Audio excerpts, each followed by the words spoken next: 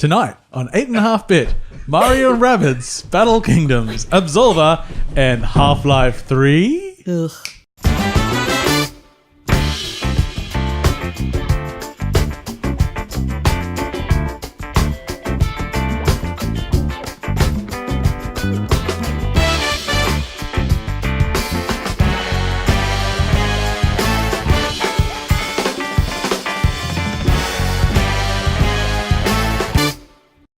Welcome, friends of all designs, to episode 223 of 8.5-bit, which I'm sure is going to be the most Rabbid episode of them all. Because I really don't think we'd be talking about Rabbids normally, and I still doubt we'll do it again in the future. No, this is, I think, the one... Because I haven't played that many Rabbid games.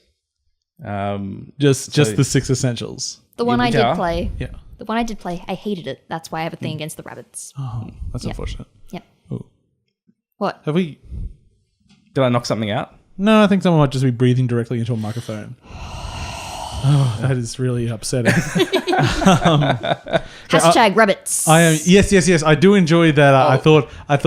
Okay, we'll go Rabbids as the hashtag, but we'll change the bids at the end to bits. So it's Rabbids. Oh. Unfortunately, it just becomes Rabbits. Which is what the Rabbids is a parody of in the first place. It's like if you crossed a rabbit with Homer Simpson. That's kind of what they are. Yeah. Yes, that's exactly what they are. Okay. Yeah. Good. Man, something's breathing directly into the mic, and it's not either of you. Is it you? I don't know. I am your host, Paul, and joining today are my good friends, James. Hello. And Amy. Hi. And friends, I don't have a question for you. No, no awesome. question. I can ask something, I guess. Yep. Go for it. Do you... how's that Kim Eyes. Jong-un going? Didn't he try to launch some nukes? Some he missiles? launched a missile over Japan. He apparently likes anime. Does he? Yeah. Which ones? I don't know. Probably the ones with the big boobs. Oh, Do you those think- are good. Do you think he has an opinion on the Netflix Death Note? I have an opinion on the Death. Do you? Yes. It is the best version of Death Note that I've seen. Okay, I'll have to watch it then. Because I am very... It's live action. I haven't seen any Death Note other than it's the the Netflix only- Death No. Note. It seems like... So I thought it was an interesting production. It felt kind of like someone took a much longer story and made it 90 minutes long. Yeah. That's... and then Literally what it is. It is what it is, and they also drastically changed the main character, but kept the name the same. What did they change And the about last it? name. Oh, well, they changed him from being a genius psychopath, completely amoral genius psychopath, to just being kind of a smart high school student. Also, I thought he was a psychopath. No, in the nothing Netflix like one. the show. they changed the last nothing name like it. to some sort of Western one. Oh, it was Light Turner. Yeah. Was his name. Yeah, It's that's okay. Light Yagami. And, Yeah, I mean, it makes sense changing the name. it's kind of- He's not Japanese. Oh, is it? Yeah. Is it English? Yeah, it's a Western production. Oh, there you go. Yeah. I was completely... Yeah. Do you want me to choose a It's got Willem Dafoe. Yeah, He's Yeah. great. he's a pretty good Ryuk. He's all right. I call him Ryak. Right. Actually, I did appreciate that he said it wrong at the beginning and then he was corrected. That's good. Yeah. Is it Ryuak? Can he do like a Haruken? I think He does? I think it's actually Ryuku.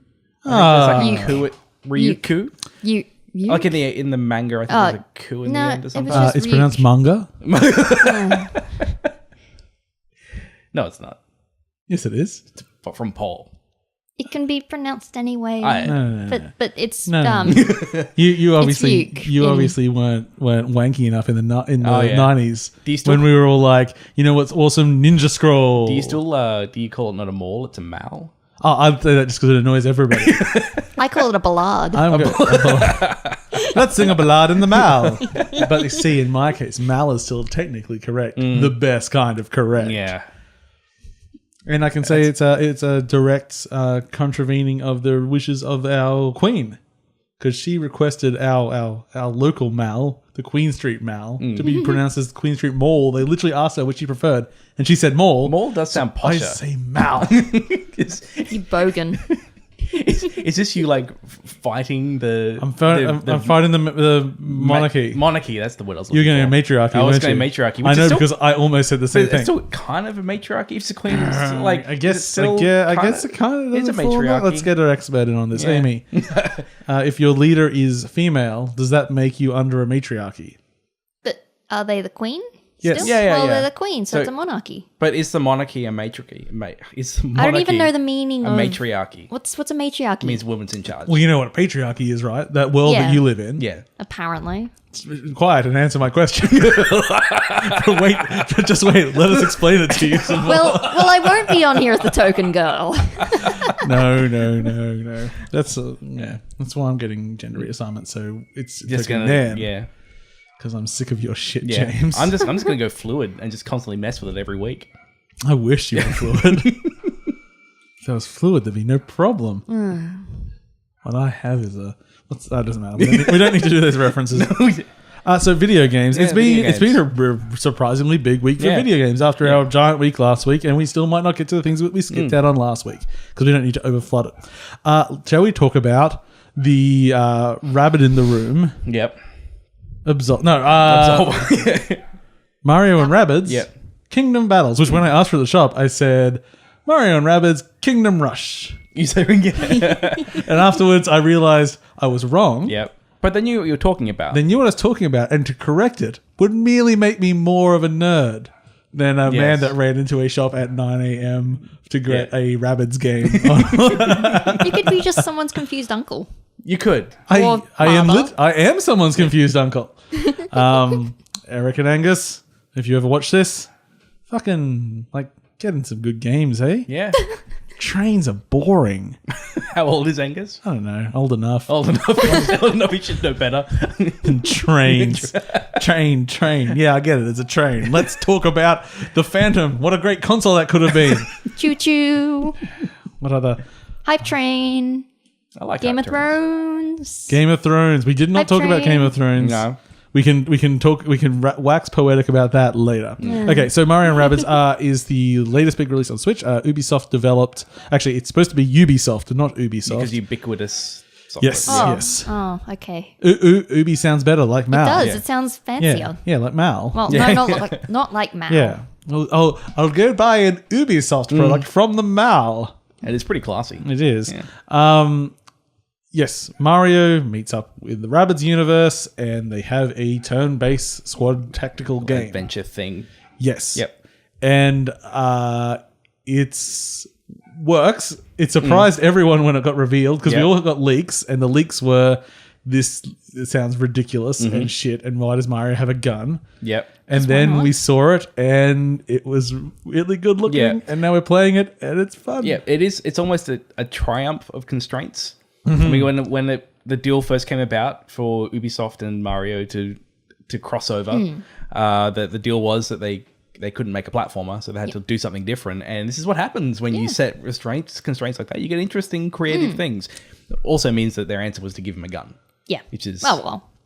But I must say, I prefer ranged combat in a turn-based game like this. Yep. I much prefer it to like the XCOM perspective that fixes problems that I have with like SteamWorld Heist because I thought that was by being side-scrolling that doesn't work. Yep. And then when it's just melee combat, which you get more of in the, like your Fire Emblem, emblems Disgaea. it's like that. That becomes too singularly focused then and everything. While this has melee combat, it's very, very mobile. It has range combat. It has Overwatch style mechanics from XCOM. It has a lot of options, but being, I assume Nintendo put a lot of notes in on this. It is incredibly readable, and it is one of those games that seems very, very simple, and you start explaining it to someone, and then you realize you've just explained 40 different mechanics that you're just naturally got used to now because it introduced them at such a good pace, and it's so usable that it just makes sense to you, and it's actually incredibly complex. I'd go as far to say that the strategy part of this game is better than XCOM. I find it. As I just explained the basics to someone about how the kind of percentage to hit stuff works. Yeah, and it's simple. It's so easy to explain. Yeah. So like XCOM, it shows you a percentage that you're going to hit a character, and what can those percentages be, James? They can be 0, 50, and 100. Yes, there are some alterations to that, but that it's just like they're either exposed in half cover or not in Yeah. cover, or they can't Yeah. get a shot in. And even a 0% has a chance of doing something because you hit the cover that they're under. Yes. And then you can destroy it if you hit it enough. So it's like, it's not like Or it it's could be zero. explosive. Or it could be explosive. In fact, sometimes you want to hit the... Yes. You actually want to miss and get a Actually, 0%. that's actually my only complaint so far. As far as I have seen, there's no free aim, so I can't deliberately aim for something. Yeah. I have to make a line of sight between the two things. Yeah. Which doesn't always. Sometimes I shoot the person. I'm like, no, I was trying to shoot the thing. Yeah. That is like this weird kind of thing where I can't target. Yeah. I don't know. I'm not quite sure why they're not targetable. Why they didn't just make it so you can I target don't- the blocks. Or hey, maybe that's another skill later on. Maybe. in the skill tree. I think that it does suffer a little bit of the problems that I had with Steam World Heist. Yeah. Just in terms of there's so much mobility in the game. I can find it sometimes difficult to know the limitations on what like the movement for an enemy, because they could land on someone and then move and then go into a tunnel.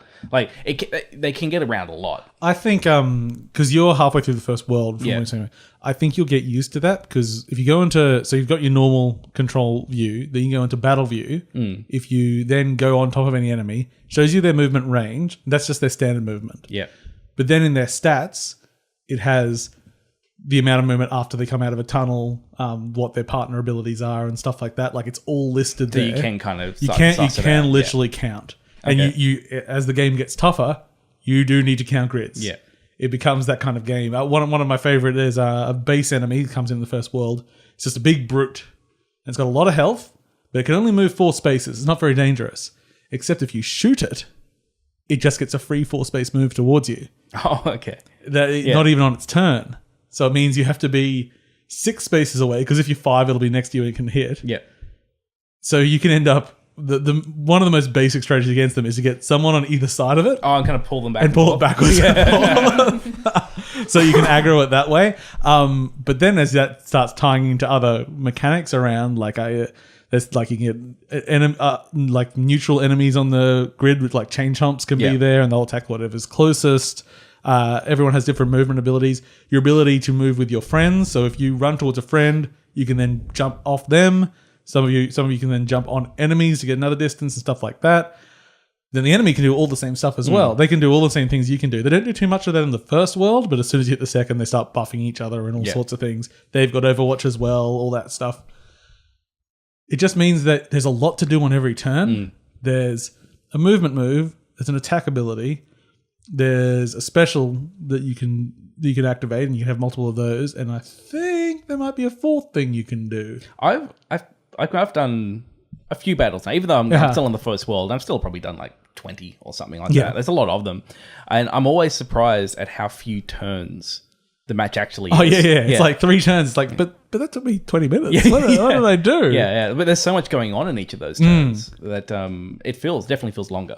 So each world is made up of basically 9 missions, and those missions can have multiple battles in them. Yeah. And then you have a final boss. And then there's a secret mission, which I haven't actually found the one in the first world yet. And then there's also 10 challenge battles in each world. So after I finished the first world, I went back to it and found the first challenge. And it said, very easy. And I went, oh, well, so far I've gone through this game unscathed. Let's find out. And I lit it up, and I had my 3 characters, and it had, I think, 9 enemies on screen. It said, you have 3 turns to defeat all these enemies. I'm like, hey, I reckon I can do it. Yeah. It's tough, but I can. On the second turn, 6 more enemies spawned. Like, I literally don't even have enough moves with me to even get close to... I think I finished it with 2, not 10, which I thought was pretty That's good. Not bad. But I mean, they failed because because 3 moves up and it's That done. was a very easy one. Yeah, and that was regarded as very easy. Yeah. So this game, the first world is pretty easy. Yeah, I think I did die. Like there's one mission I died twice on, I think. But otherwise, I went straight through it. And you're ranked on each one. So if you get all the characters through, and if you get underneath a certain number of moves, you get a perfect score, and then you get coins, and you use the coins to get new weapons and abilities and stuff like that. Actually, not abilities. You get I don't know, experience orbs. Let's just call them that for abilities. So that all works, and there's a reason to go back and replay and get better at things.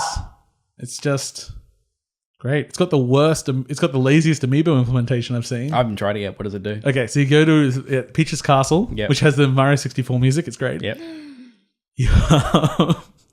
There's an amiibo station. You go up to it. It's got 4 slots, and you just go Mario, Luigi, Peach, Yoshi, and it just unlocks a special weapon for each one, which is pretty much useless after the first world. That's the extent of the amiibo implementation. Yeah, but now they can put it on the back of the box. So it has Yeah. amiibo support. It's like they really didn't put any effort into that. But that's fine. Things don't need amiibo support. I just thought it was funny that. Yeah. It's like the Splatoon one. No one really uses the outfits you get with them. I haven't really seen too many. Yeah. I mean, they were fun the first day, and that was sort of it. I just sometimes I just wish it was a little bit Breath of the Wildy, where you can just like, if you really want, you can exploit. Oh, speaking of exploiting, have you used easy mode? No, not yet. I haven't felt like I've needed to. So yet. this is an interesting thing. So Nintendo have been making tracks with a lot of the games to sort of give you an out if you're not good at something. So they had the golden mushrooms in New Mario Bros. And stuff like that, which played the level for you. And in this, if you are struggling with a level, when you start it, you can say easy mode. Hit Y when the battle starts. And it doesn't actually penalize you anything. It just restores everyone's health. Because in the sequence of battles, you don't get health restored in between them. So it gains you full health, and I think it makes all your attacks 50% harder. And that's it. So it's like if you are struggling with something, if it's too hard, if it's pissing you off, you can just get a little you bit can of a just say, okay, no one's going to know. No one's going to shame me for this. I'll just have the little extra thing. And I haven't needed it, but maybe by the end of the game I will. From what I've heard, this game does get really pretty hard. Yeah. So I could see myself at some point kind of hitting that button. I found the not having persistent health through the matches a bit surprising. Like I would kind of think in that kind of game you just give back the full health every time. Balance wise, it's easy because you could scrape through and you can be in a bit of trouble when you get to the next one. But I think because they're just designed as a set of matches, I think the balance is in that. Like I've never, if something's been very tough with enemies that are going to wear my health down, it's normally either going to be the last battle of the set or the next one's going to be just get one person to the end of it. Yeah. Because it's not always eliminate all the enemies. Sometimes it's just get someone to the end. Get one person past all these obstacles. And then it almost turns into more of a puzzle game, trying to figure out how to use them to get there. That's where it's not XCOM-like, because it is way more of a puzzle game. Every encounter is a designed encounter, and there is definitely an optimal way of getting through. Yeah. I think there are a lot of comparisons to XCOM, and it is, I mean, I've made them myself. Yes. But it is largely unfair. They are very, very different things. Yeah. Like the moment to moment of the strategy is similar, but the XCOM is a game about so much more than just going down on that map and attacking and defending it from aliens. What has surprised me a little bit with Rabbids is that the overworld has been more meaty than I was expecting. Yeah. And that's just something to kind of highlight just how different these two things are. It's got puzzles. Yeah, like there's time maze puzzles. There's just lots of little details in the environment as well. Little jokes to see Rabbids doing things. Yeah. Things in the background. In the second world, I noticed there are all these creatures jumping on a drum, and them jumping on the drum match the soundtrack. Stuff like that. I love that kind of stuff. Yeah, it's like none of it's like I go, that's hilarious, but it's all just together to make this very charming world. Cute little Peach selfies and the Luigi dab for some reason. Yes, adorable. There's when Luigi let off a tank to go blow some people up. He sent us a gif when he dabs when he lets it go. I actually think they managed to merge the two humors pretty well. Yeah. Like I think Rabbid and Mario are generally pretty different in their style of humor, but it kind of works. Like I think we should spoil the story. Oh. Because the story was not what I was expecting. So guess where this story starts, Amy? Probably the Rabbids world, is it? No, it kind of starts in the real world. Okay. With a child genius that's trying to solve the energy problems of the world with this device that can combine things like two things into one a thing. single thing. Yeah. Mm-hmm. So if she looks at some flowers and a light bulb, she can make flowers with light that produce light. Okay. And then when she leaves the room, suddenly Rabbids appear with a time machine. Of course. And just start fucking around with her stuff. and her room is decorated with Mario stuff because she loves Mario. Yeah. Because Mario is a game in this world. And as one of the Rabbids sticks on these goggles that absorb everything and then turn it into, let's just say, monsters, it also grabs a bunch of Super Mario merchandise, and that's how they get together. That's adorable. It's like, it was far more grounded than I was. Like, I just thought it'd be Rabbids show up. Yep. And That's all I thought. That's all I had to do. Yep. Like, no, there's this whole other meta story going on with the real world. I think and this things is actually combining. part of the Assassin's Creed of chronology Well, it's now. definitely part of the Dark Tower universe. Oh, definitely. Oh God, I should start talking about that soon. If I was saw the that. kid genius, I'd probably end up with an anime-themed Pokemon game. Oh wait, that's a thing already. Anime themed Pokemon. Yeah, Well, there's different things. There's Yokai Watch. That's anime, that's completely different. but it's good. Yeah, Pokemon's good, It's got some sexy ghosts in it. but Pokemon. Are there has any some sexy cool ghosts Pokemons. in Pokemon? They're not ghosts, but they can be. There's some that are tappable. What's the sexiest Pokemon? The sexiest Pokemon. Diglett doesn't count. Or Diglett. No, it's Diglett. Yeah. Especially no. those Good artist legs. renditions of with Oh, sexy Legs. Diglett under sexy the Diglett ground. under the That's ground. my favorite. Yeah. That is by far the Oh, sexiest I do Pokemon. just like it when it's just someone lying on the ground and it's the penis sticking out through the ground. I don't know, Diglett's someone like my favorite. Gardevoir. It's the one with the pretty dress. It's like one's green and white. It sounds like God of War. Mm. Maybe they're related. I'd let Kratos take me. Oh, I wouldn't. No. He's going to tear you up, buddy. That is. Oh, it'll be rough. I'll be bleeding at the end. Yeah, he's not. He's not generous. He's a very selfish man. That's the whole story of God of War. He's very narcissistic. It's the pretty lady Pokemon. I don't know. It's a ghost Pokemon? No, it's a pretty Psychic lady. fairy. Yeah, Gokomon. it's Ghostomon. psychic. That kind of counts as a ghost, right? Oh, she can stimulate my mind. Yes.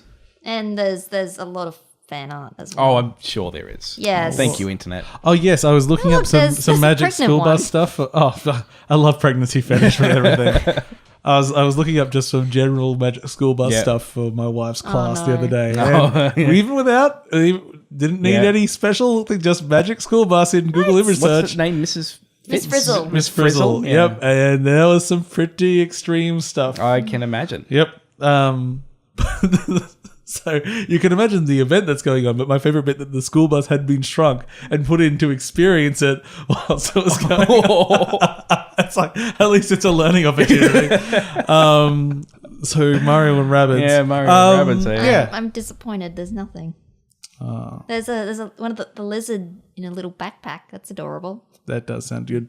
Okay. Hey, Adam Ruins Everything did a good parody of the Magic School Bus, the Magic Van. That's this week's episode. I thought that was the Bang Bus. Adam Ruins School. School's pretty good. It's alright. I didn't enjoy it the most. You met me there. Yeah, Yeah, unfortunately. yeah. I ruined everything. You do. They should make a series just called Paul Ruins Everything, which should just be like turning up to a party. Hey everyone, looks like you're having fun. Oh, it's too awkward. anymore. I gotta go. I have Yeah. a thing. Hey, what about Game of Thrones? Yeah, I'm Paul. I just don't 'cause- I don't like Game of Thrones. No, I enjoy it. It's just written by fanboys who suck.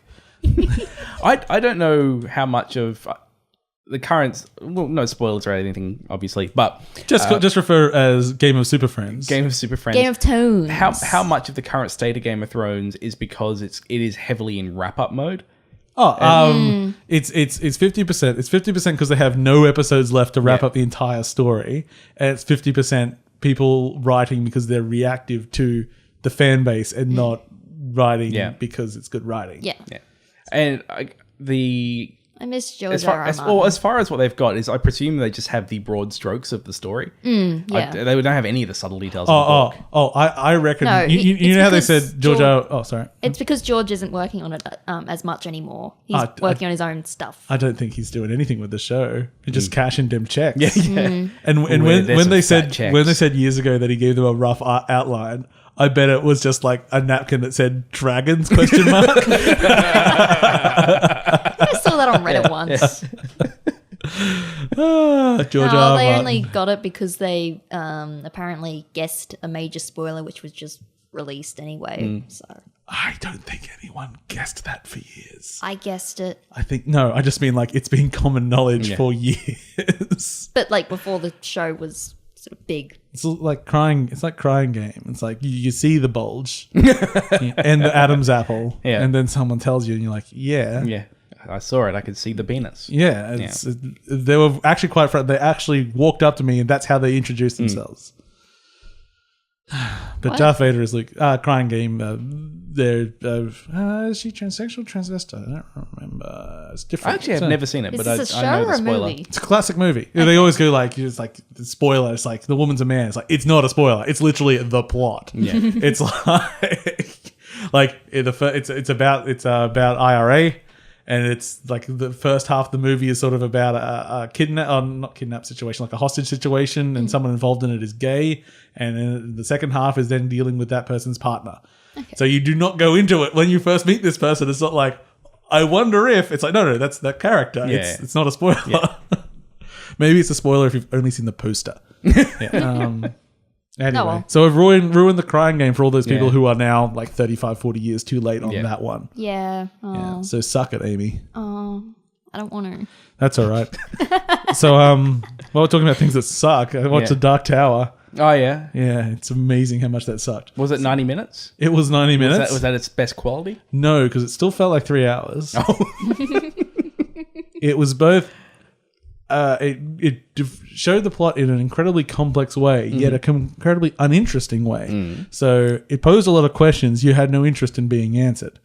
It's a bad movie in every way. As someone who knows little about the Dark Tower, is it worth watching or not? I took a friend with me who hadn't read the series, and he thought it was just as shit as I did. Okay, and we're both people that enjoy a bad movie. Yeah, so we still enjoy picking it apart. Yeah, because you enjoyed Death Note, and that's something which has been getting a lot of negative reviews of. You thought it was okay. Yes. Yeah. I give it a I give it a Saturday afternoon out of if you can be bothered. Yeah. I give it a probably I haven't seen the series, but probably watch the series out of 10. But if you don't have the series, this is still okay. You'll get the general gist of it. But I have a weird rating system. Yeah. Dark Tower sucks a lot. Matthew McConaughey, laughably bad. Yeah. Idris Elba, I guess he's pretty, but doesn't do anything. Weirdly, the kid's the best. Yeah. And that's not that good. Yeah. So do you know the opening line to the first Dark Tower book, The Gunslinger? I've read the first line. I can't remember. Remind me what it is. The man in black fled across the desert and the gunslinger followed. It's a relatively famous line. How does the movie start? I would imagine there'd be a man in black running across the desert and a gunslinger would come into frame following him. Nah, some sort of random sci-fi shit loosely based on the fifth book. Or fifth and sixth book. Yeah, around that. Yeah. You know what never happens? The gunslinger running across the desert. And the gunslinger and... Other way around. Yeah. The man in black running across the desert. Yeah, it doesn't happen. But you know what does happen? At one point, a woman's voice, and I think it was a character, but not a memorable character. Does she say it? Just says the line. Wow. Kind of disconnected from anything. Okay. Just like, we've just got to get it in there. It's famous. We've got to put the famous thing in there. It's like, you know what would be better? If they just followed the general structure of the book. Yeah. It'd be a story at least. Anyway, Dark Tower sucks. Moving on. You know what doesn't suck? Oh, what? Guardians of the Galaxy 2. I enjoyed that quite a bit. Yes, I watched that, a week ago? Time leaves me now. Yes, I thought it was quite good. Shiny. It's shiny. I literally phased out during all the action scenes. I don't give a shit. But they were very pretty. It was it's a very character driven movie, more so than the first. Everything is kind of actually puts a lot of the spectacle to the side to have some feelings. Yeah. And always remember that James Gunn jerked off onto Lloyd Kaufman's desk to leave Troma. What?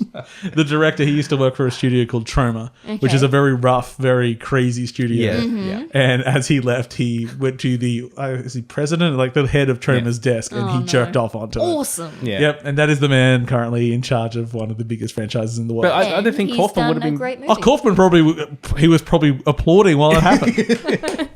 Kaufman is a special fellow. Okay. I've got a Kaufman book, Make Your Own Damn Movie, and they've got points like how to do special effects, because there's things like in like the first Toxic Avenger movie where like they're going to smash someone's head and literally just before like the bat hits their head, they just replace it with a watermelon. Like it's really low rent stuff. And they're like, oh, well, what do you use if you need to say like make fake blood? And so what about fake cum? It's like, just make some.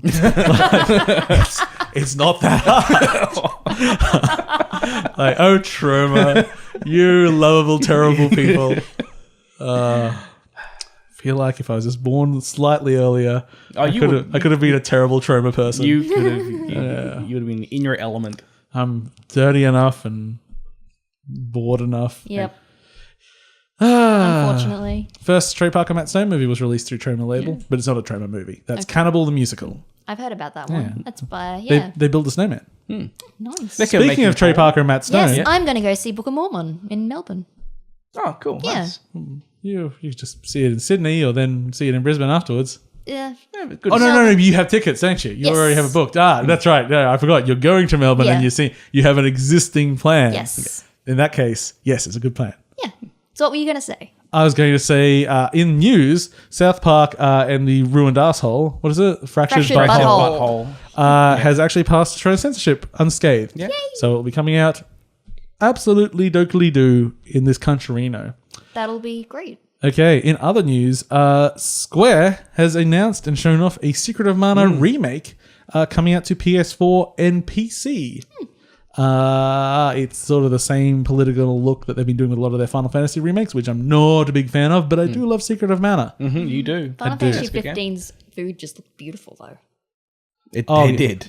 Oh, actually, did they show any food in the Mobile version? Mobile version. I think they did actually. It did not look as nice as the Chibi foods? Chibi food. Yeah, chibi food. Yeah.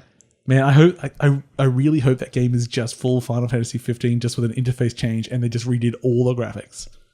I've got a feeling it might be. I have a feeling it is. I think that they've just gone through and they've remade each chapter. Yeah. That's it. In And it's going to be chibis? in chibi form, and that's going to It'll be be the adorable. game. Yeah. I want it. Because I don't have a PS4. I say that, but even though I found Final Fantasy 15 endlessly interesting, well, no, I'm going to have to counteract that. I stopped after like 3 days because I was like sick of its bullshit. I'm like, oh fuck, am I ever actually going to start playing a game? I don't even know what this is. I'll do some fishing. I sort of fought a boss. I was in the same room as the boss and it died eventually. Yeah. So what's Yeah, I going still on? I watched Cheryl play that game, and even by the end of it, I didn't quite understand like what the combat was. Like she was doing stuff for sure, but I never really understood what those things were. It wasn't quite an action game. It wasn't quite turn-based strategy. But she enjoyed it. Yeah. Well, I mean, it props certainly to had her. some good stuff. Yeah. Okay, continuing with our news. Along with other remakes, there is a Fear Effect remake. Not to be confused with Fear Effect Sedna, that new Fear Effect game. They're actually remaking the first one. Why does Fear Effect deserve this attention? I don't know. Because someone has the license. Someone's like, are lesbians hot enough right now? How's that Rogue Trooper remake? How'd that go? How's my Spyro remakes? Yeah, you're not getting that. Oh, you might get it. I could think I will. See, we're talking about things that exist. But Crash did well enough.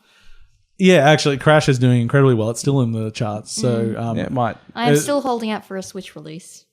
That'll be amazing. It could happen. It's Yeah. not like a Xbox One release has been pretty heavily rumored, but Switch is up in the air still. Until that, I've got my Vita. Yeah. But yes, Fear Effect coming out, and I don't really know why. Why not? Slight addition to Thimbleweed Park. Remember, there's an arcade in that game. You can't get into it. It's just there. Yeah. You can go in it now and play some games. Cool. Yay. Switch version's coming. Yeah, and it just came out on PS4 and Xbox One, I think. Excuse me, just got a little bit of the burperinos hiding inside. Gross. You're gross. You're gross. Okay. Remember Darkwood? Yeah, it's Heard of out. it. Yes, Darkwood, the Kickstarter game that both James and I... did we both back it? I know I Sure, backed it. I have a copy of it. Yes. So a top-down survival horror game. Very big focus on atmosphere, not so much on jump scares. Really, really scary. They recently got out of early access and they're full normal release I now. think it was in early access for some time, probably like 3 years or so. I don't think it was quite that long, but it was at least 2 years, I think. So Which actually isn't too bad for an early access. in reaction to them looking through the Steam refund list, and one of the reasons why someone refunded it was I didn't want my parents seeing the credit card bill at the end of the month. That was kind of sad. Their reaction was, "Oh, let's just release a torrent." Yeah. So they they've got at least a listing on Pirate Bay. I'm not sure if that's the only place. So they have released their own was torrent the only of the game, and I'm sure they're going to be tracking it to the extent of trying to see how many people download it. Oh, it was also because they wanted people to torrent it over going onto G2A and stuff. Yeah. They do to instead of going to key resellers, just torrent it if you can't afford it, and if you do like it, buy it one day if you can on sale or whenever, or at least tell people you like it if you do that. That's the way to. Probably not going to see AAA going there, but I think. Especially indie, it's getting word of mouth out and getting people talking about it. Well, from a marketing perspective, it's good. Yeah. Got the menus and... The amount of people that the reaction to the story was, I think I'm going to go buy that game just to support them. It's like, you don't even know if you know the game yet. Yeah. So, marketing genius. Yes, there was... yes, if everyone did it, probably the marketing would be less effective. I can't even remember what the game was called, but it was like, if you can't afford it, can you draw us a picture or something, make us some fan art, and we'll send you a copy out. I've been meaning to do that, but I can't remember the name of the game. It's kind of a cute way to do it. Yeah. Like it means that you're kind of throttling it from people that are going to advertise. Like you're not going to have like, if you're giving it away for free, this is just given away for free. Yeah. But naturally it's effort to send a picture to someone. Exactly. So you're going to kind of and you've got to limit it. how many people are actually going to do it. So Plus a small barrier entry there, because I think one of the things that when people look at torrent activity and things like that. They discount the amount of people that are collectors of pirated data. Yeah. There are the people that I know that still pirate games, which is a pretty short list. It has gone down a lot. I think it's... But these are at least from my circle. These are people that literally run data centers in their homes. And that's their game. Their game is getting all the content. Yeah, it's hoarding, basically. They don't play anything. They don't do anything. They're just, I need to have everything that exists. I need to be the god of the internet until the ISP notices that they've served out 12 terabyte of content that week and they get shut down. And you know what? I rarely cry for them. Yeah. I used to be a little bit like that for abandonware. Yes. And I still have a sizable collection of kind of from years ago from my youth of those kind of older games. But and part of the reason I did that was I was thinking, well, I want to keep these things so that someone has hold of this old data. But then you have things like the Internet Archive. Yeah, they just did it and then wrote a JavaScript, a DOSBox emulator. And it's like you stream all these games online. It's fantastic. I'm currently a little bit like that with sort of like smaller anime stuff. I don't watch it, but it's like someone might want this in the future. Yeah. The internet is so good. I might have told this, but a while ago I was working on a music video with this band, and I was referencing this fan-made music video for this Icelandic artist from about 10 years ago. And I went, let me see if I can find it. Yeah. No, nobody's ever spoken of this or written about it. I guess the artist still would have it on their link. They redid their website. They didn't have any old version of the website. Where was it? Hey, the Wayback Machine. Let's just turn this website back like 7 years. There's a link.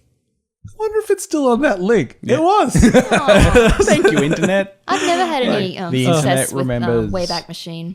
Oh, it can be magical. It can be, but I just never had any success. I was just very happy. A fan-made music video from like mid 2000s, and it's just still there, still sitting on a drive somewhere. Yeah. It's weird. It's real badly made. It's great. Anyway, so shall we continue the news? Yes. Yeah, if you want. Actually, there's not much more news. The only other little story was just a new game announced by the team of it's Crypt the Necrodancer. Crypt the Necrodancer. Yes. I like them. Industry of Titans. Yes. I really like this when I see company make one game and then their next game just completely different. game. Yeah, this is like a city builder. City like builder some management dystopian thing. Future. Yeah, So there's somebody above the city like firing on a ship, and they go like, "Do you have a license to murder this ship?" And they go, "Here's my license." And go, "Approved." Not a lot to know of it, but I just really enjoyed that. Yeah, totally different move. Completely different tone. It shows some talent. And then the big story of the week. Yep. Half-Life 3, or more technically, Half-Life 2 Episode 3. Yeah. which has been previously referred to as the episodes constitute Half-Life 3, and then the next one is Half-Life 4. Not that there ever will be. So this was one of the writers? The lead writer, yes. Yeah, leaked the... Oh, he didn't Leaked a story. Well, he didn't leak. He released a story breakdown because of one of the versions of Half-Life 2 Episode 3. It says that I am still hopeful that when I read that news, I didn't actually follow it because I was still maybe one day. Okay, maybe. I think. I was going to say some of the Black Mesa people. I think they were talking about using the story, but I'm not 100% sure on that. There's a bunch of levels from Episode 3 that are available. Oh shit! I just had that thought that the Black Mesa team could do Episode 3. They could. Lots of people have been on it. Yeah. There have been multiple episodes. I think Arcane was previously working on 2 separate Half-Life episodes in the past. At least one other company was. There have been so many Half-Life projects that have been cancelled. Like anyone could do it. Anyone could make a mod based on this story. The problem with reading the story, and I know you haven't read it, and there's not a lot to spoil because even though Half-Life has a pretty interesting story when you play it, game stories aren't interesting to read generally. It's like, then they go here and walk down a number of corridors until the next thing happens. If you were to ask me the story of Half-Life 2, I remember thematically it was interesting. Like I remember about there was like suppression of breeding and the big tower, which he's go investigate. I just remember a bunch of disconnected areas of different gameplay mechanics tied together by loose reasons. Yeah, I remember the world building being really good. Yes. I don't remember the narrative being good. Yeah. Yeah, it was...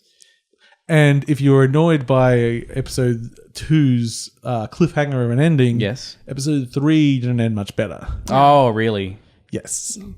I just got sad because I get motion sick with Source games.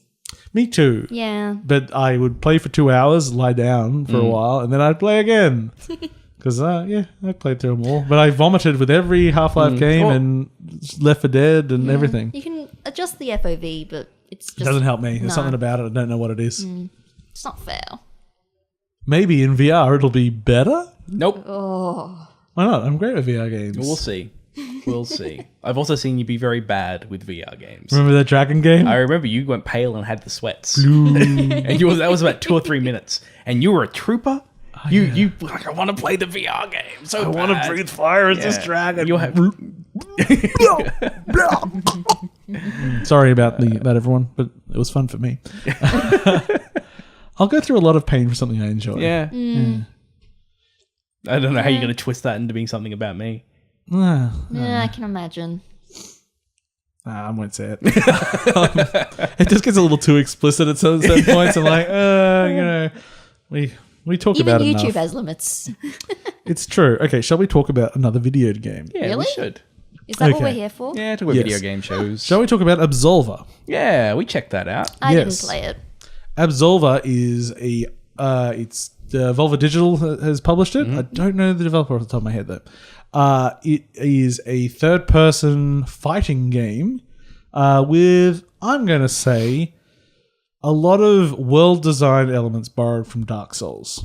I'm not saying combat design elements. No, but I think it's more Souls-like than I originally thought it was going to be. And I think the things that it takes is kind of the campfire mechanic of wanting to get to the next spawn point after a series of battles. And also that kind of transparent multiplayer is kind of the two things. Unfortunately, I didn't get to experience playing any other real people when I played the game. Yeah, well, we were playing pre-release, which probably meant the servers were underloaded and we didn't get to go on together. Yeah, so I wasn't too surprised by that happening. But it does have straight up play with friends co-op in it, which is nice. I would like to do that. The actual world design, I think, takes a lot of cues from Dark Souls and the way it intertwines. And I say they've taken it too far. Because Dark Souls is very much like, I see this castle over there. And there's stairs heading up in that direction. So I guess if I head up those stairs, I will get to that castle eventually. This is more like, there's a castle, there's some stairs, I'll go up. The stairs, they've turned back around the other way and gone through a tunnel. And what direction am I facing now? It's so twisty and intertwined. I have, yes, if you play it enough, you'll always build a mind map. But I've got I'm going to skite. I've got a good sense of direction. No, you do significantly better than me. I had no fucking idea where I was I going. get lost in this Brisbane world. City still. Very but that said, the interconnectivity of areas is really cool. The actual world design's great. Currently, I'm fighting through this this large town. You could say city, really. And it's, I don't know if an earthquake's gone through or something, so everything is like half toppled over and slanted and everything, and that's really fun to combat in. But that hits my biggest complaint with it, which is it's just a little bit soft in its world interaction, in the way it's like edge detection and everything. So in this area where obviously you're trying to kick everyone off the ledges if you can, I find I have to get an enemy's entire body off a ledge. But if I get a foot off the ledge, I'll fall. So I have not yet got a comfortable handle on not falling off things. And that's getting me a little bit frustrated. But ignoring that, and that is something you get used to in the game. But I also had a few bugs where I'd clip through a few things. And so the world geometry doesn't feel that solid. It looks super pretty, though. In fact, it's a real soft pastel-y. That was the first thing that struck me about it, with the visuals of it. Like, it looks good and the animation's good. Yes. So what this game is about, fighting. Yeah. And it's not just one-on-one. It can be against groups. And it has a few interesting mechanics. Do you want to talk about it a little bit? Yeah, so it almost has cards. Like Kinda. It's a deck builder in it. So you kind of pick... You got like 4 directions your character can kind of face. Let's just call them stances. Stances, yeah. And you can pick and choose what stance you go into when you go to that thing. And a stance will take you to another stance when you leave it. So when you choose what you're going to put in there, you have to think about, how am I going to chain between these things? So you've got a long list of moves which you unlock, and you get more moves and everything through the game. You learn them by fighting other people. Yes, and you take their moves. You take their moves, and then you can equip them. So basically you say like, okay, well, I'm going to have my left foot forward stance, and do that, if I do a normal attack, I'll do like an uppercut, and if I do my heavy attack, I'll do a big kick. Now you could actually swap them around however you wanted, but then you design like patterns. So you go, okay, so if I do the uppercut on my normal move, that will change my stance to left foot back, and that will allow me to do this second move there. And so you end up building a rotation between moves, and you can create quite long potential combos by doing that, or even a combo that just goes back and forth between two things just by hitting the same button, and then mixing it in with your heavy attack as well. You've got a guard, and you've got dodging. And there's like a special ability that different classes have. I think there's one where you can like absorb damage from blocking. Another one was there's parry and there's dodge. Yeah, basically I think there are 3 classes, and you can specialize in one of the 3 kind of counter mechanics. So I went with the dodge. Yes, I went with dodge also. And I enjoyed that. I thought it was like the feinting. I thought was good. Oh yeah. If you while you're attacking, if you would dodge, it'll go to this like ghosty black transition, like when it'll feint the so you can feint out of an attack. So you can do a heavy attack, which then might go to block, or dodge out of that, and then you feint out of it and you do a quick attack. Yeah. So it seems like a game where you can really, really develop a fighting style of your very own, and I found when I started fighting some of like the more named characters, like the harder fights, they could go for a long time and they could be really interesting. And I had to start developing strategies, and I think it does hand-to-hand combat potentially the best. The only thing I don't like is, at least initially, the controls are really awkward. Well, yeah, like you can compare it to, say, For Honor. And For Honor was a melee-focused game that I felt I could jump into. Yes. And I got it. Like, I kind of understood what was going on and how the countering works, and it was pretty accessible. It's very... For Honor's very clear and effective, and it feels really good to fight in that game. And that also has like a stance changing thing, which is it just going between up and down? I can't remember. I think it was like left, right, up. Oh yeah, or something, you could. It was like where were you going to put your sword? Or something like that. Yeah. Like, but I felt like that system was far more intuitive. Than Absolver. So in this standard third person controls, I'm playing with gamepad. Are you? I was doing mouse keyboard. Oh, I have no idea. They'll go. Okay, so on a gamepad, it's normal controls, left stick's moving, right stick's camera. If you want to change stances, you have to hold right trigger and use the right stick to change stances. Okay. If you want to change enemies, you have to try hold left shoulder button and right stick. Okay. Moving it.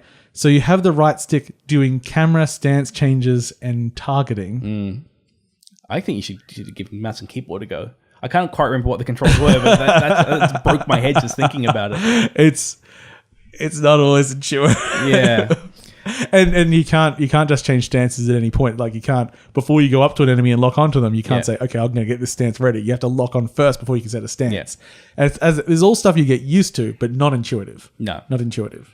And I didn't feel like there was much more going on beyond the stuff we've spoken about. Mm-hmm. Like, and I think this is, I like that they've kind of gone in and focused on something, and we're going to kind of really nail, this hand-to-hand combat. They've really gone there. I guess Undergrowth, I guess, is doing a similar thing. At the moment, I haven't even got a weapon yet. And there are weapons. I've used one.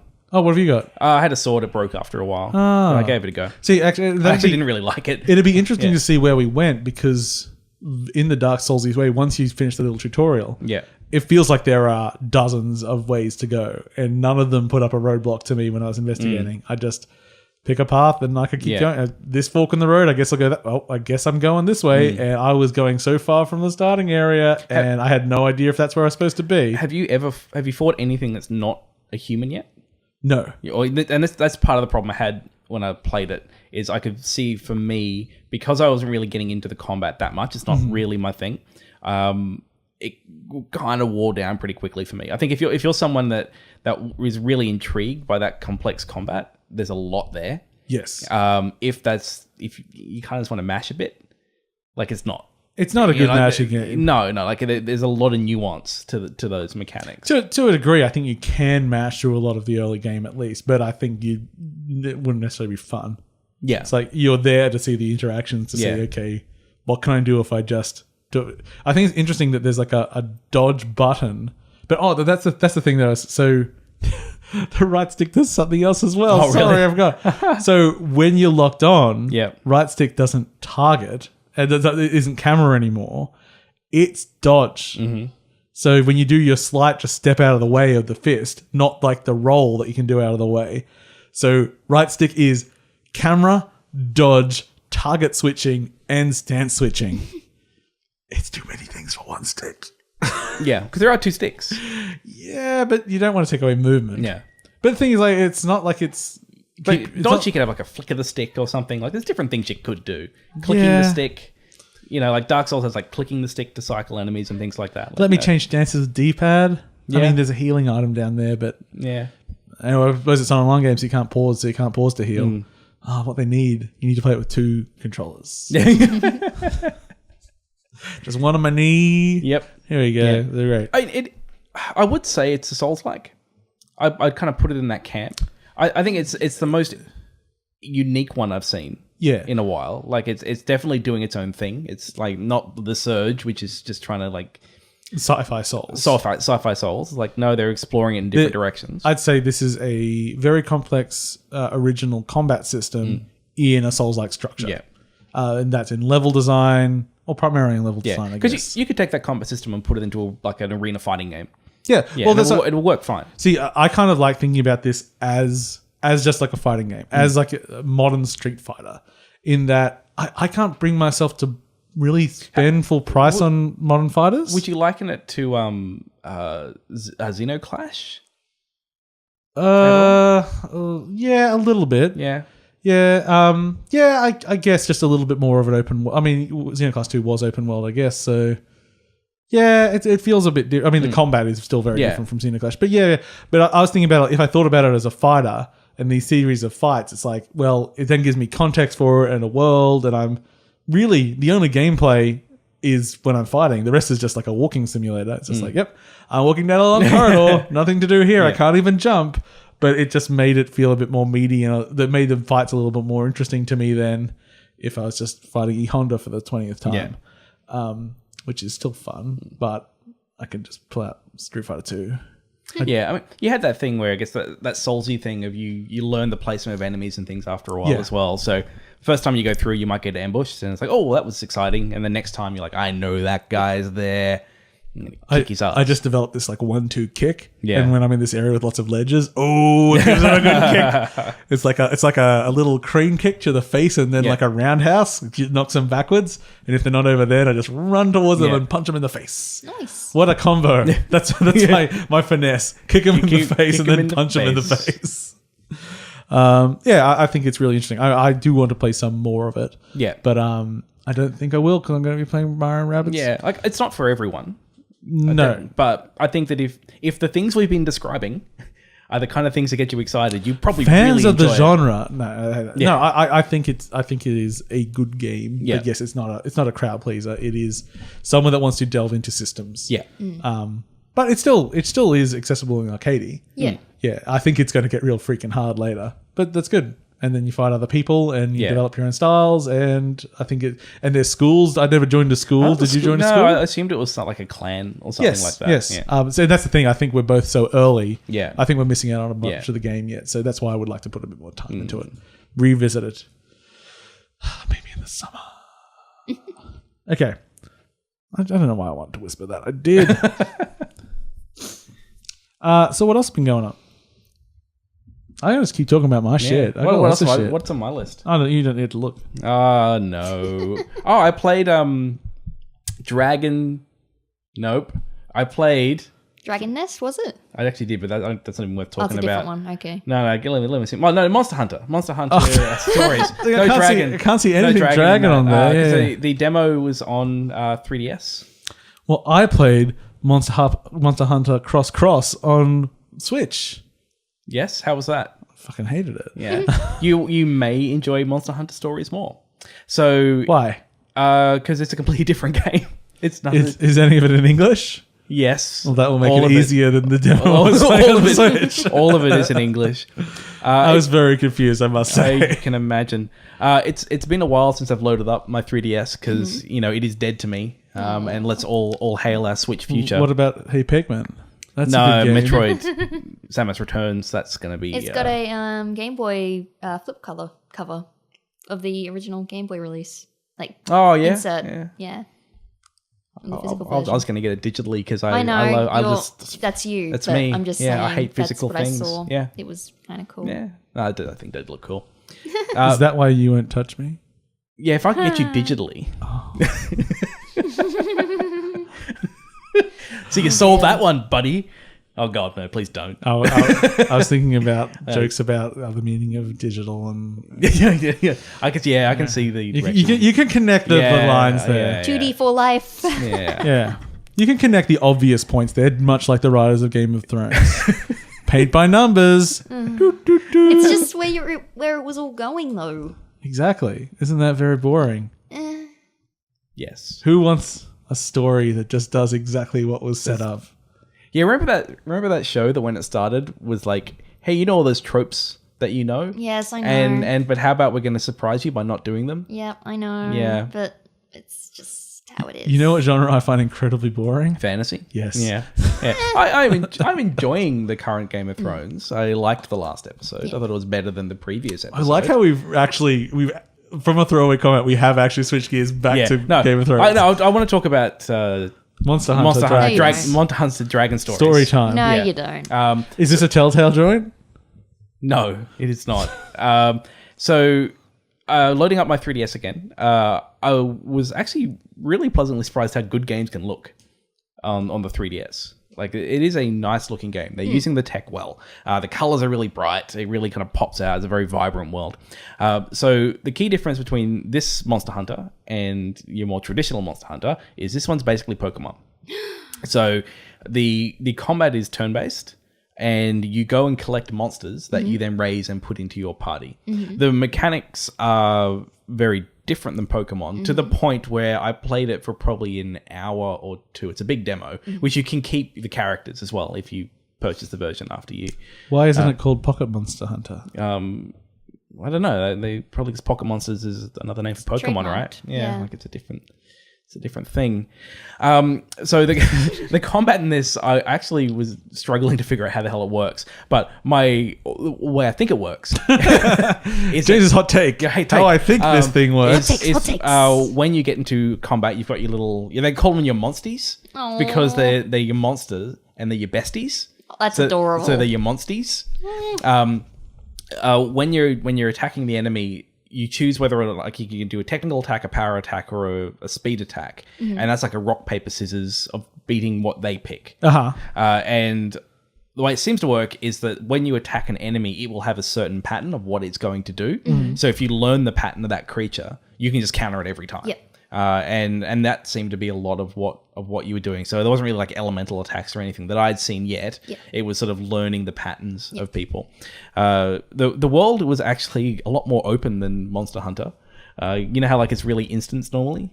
Yes. Yeah, this actually is a big open world. You just go walk around it. Like when you finally get through the tutorial and it's really long, you just walk around and go find monster nests. They randomly change. You go in and you fight a big monster at the end and take its egg. You have to like abduct eggs. You're abducting their you're babies. stealing them. And Babies. They're babies. They're babies. And then you take them back and you raise them, and you can Poor get baby there's monsters. rarity to different monsters and The things poor like that. mummy monster. Yeah, it's pretty. They can always make more though. Games where people steal eggs. Splatoon 2. I was thinking It's horrific. Angry Birds. Ooh, Caveman. Caveman? Yeah, it's this old little game that my dad has. It's just he got it as a kid. It's like a little tiny thing, and what is it called when there's just set sprites? It wasn't a Game & Watch, was it? No, it's a light up thingy. I don't. Yeah, I'll have like, to bring it in sometime. It's quite cool. It's just got like set LED positions, Yes. and then Yeah, so that's what Game & Watch was like. Yeah, Yeah, but it's not. it's not an actual Game & Watch. Yeah, But yeah, you I had some run in, amazing you ones. steal the dragon's egg, and then you run out. Then you just have to keep doing that, Well, and it gets harder and harder. It's basically Monster Hunter stories. I'll bring that little thing in. It's quite cool. Can you fight them?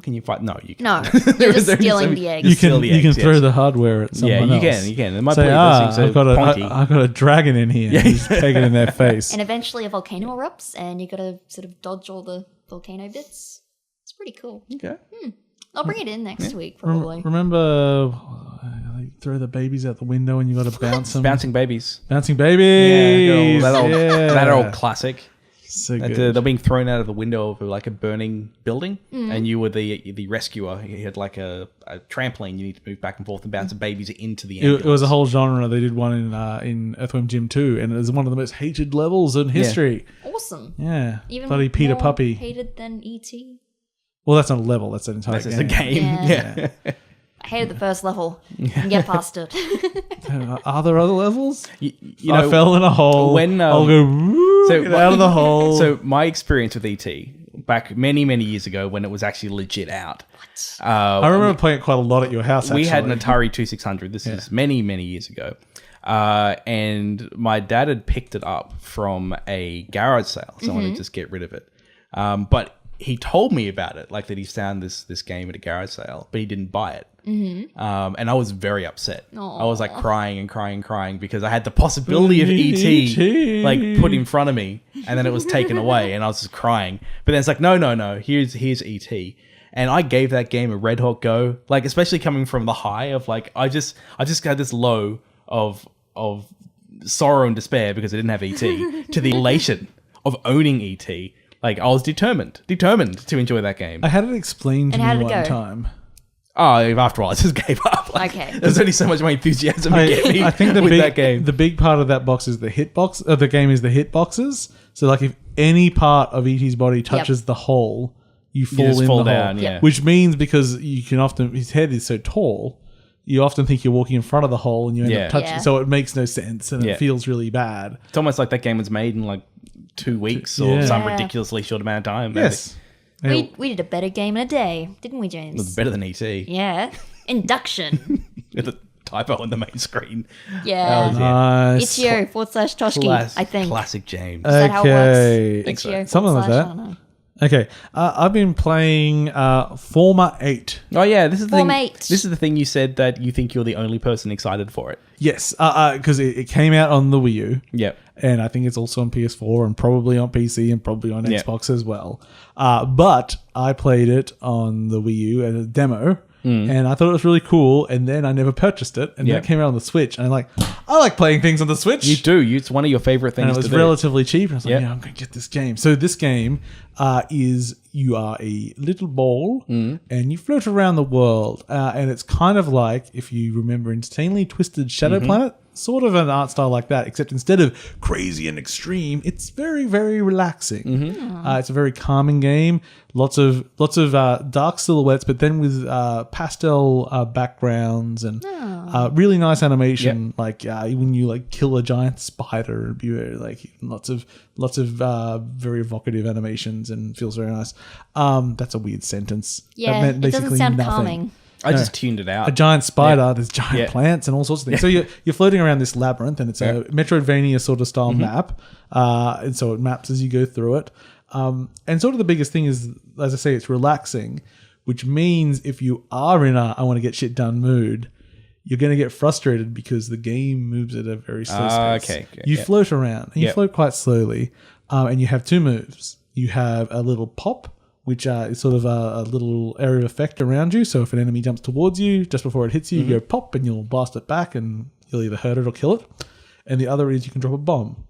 And if you drop a bomb and then move a little bit away from it and do your pop, you can shoot it in that direction. Okay. Yeah. And that is the main mechanics for most of Yeah. the game. And everything just works and is very readable and is just fun to explore. And even with this very simple art style, it starts quite sort of muddy, lots of browns and everything. And then once the game opens up and you start hitting very rich colored areas and big open environments and you're given quite a lot of choice of where to go. Yep. So once you pass the first hour, it becomes a very open game. So for like a 10, I think it might be $13 in Australia, it's a very relaxing game. I think at the moment it then went on sale and everything else. So I think it's even cheaper on other platforms if you don't have a Switch. But I like a good game on my Switch. Yeah. It's one of those games where I looked at it and like, well, that's a very pretty looking game, and it looks Yes. like it's doing very well at what it's trying to do. Very nice color palettes in it. Yeah. But it's not a thing that I enjoy. But it definitely, I think if you like those kinds of platformers, It's not it's not a platforming. platform. But if you enjoy side-scrolling exploration, Yeah. it looked like a If very you nice, like nice just sort of one. being able to relax without too much pressure. Like there's still lots of things that can kill you. Yeah. But it's normally just observing the environment and moving through it at a quite deliberate pace. And quite often I'll just start moving in a direction and then I just take my finger off the actual accelerator and I still do you keep I glide at momentum, almost do you? the same momentum. Yeah. I think I go a little bit faster if I'm holding it. Yeah. I'm just more relaxed if I don't. Just put it down. Do a bit of You do end up getting some abilities that you can speed up Yeah. traversal a little bit, but by default it's very relaxed. floaty. Changer. Yeah, it's very floatsy. Very floatsy. What's on my list? I don't know. I mean, You don't can't you let look. me look at my You can't list. look. Oh, can we should we talk about the Pokemon tournament demo that we didn't play when it came out on Wii U because we didn't care Oh enough? yeah, I played it. I Yep. played 3 of my 15 goes. Uh-huh. I played 2. You did? What did you think about it? It was okay. How much do you like Tekken? I haven't actually played Tekken. I've played Street Fighter. Does that kind of count? Here's another one of Paul's mad twists. Oh, yeah? I've never played a Tekken game. I may have played one at some point. We were Soul Calibur kids. Yeah. Fuck Tekken. Did Tekken have a bear? Yes. I think it had a bear. I remember playing a bear in an arcade at some point. Yeah, I think it had a bear, Then again, and Virtua Fighter had the kangaroo. I Oh, went- wait, no, I played Mortal Kombat. That's what I played. Very different. I No. committed a terrible arcade faux pas one time. Or a Folks pass. folks pass where I wandered into an arcade and I walked up to a machine and went, oh, there's a credit in it. And I just played it. No, there's a guy at Netherworld. Almost every day, he goes through and roughly presses the eject coin button, constantly looking for coins in the pinball machines. That's so weird. It's in the Brisbane Valley. That doesn't surprise me. I know. Yeah. I just expected better people. there's your first mistake. Well, I mean, They're expensive pinball machines.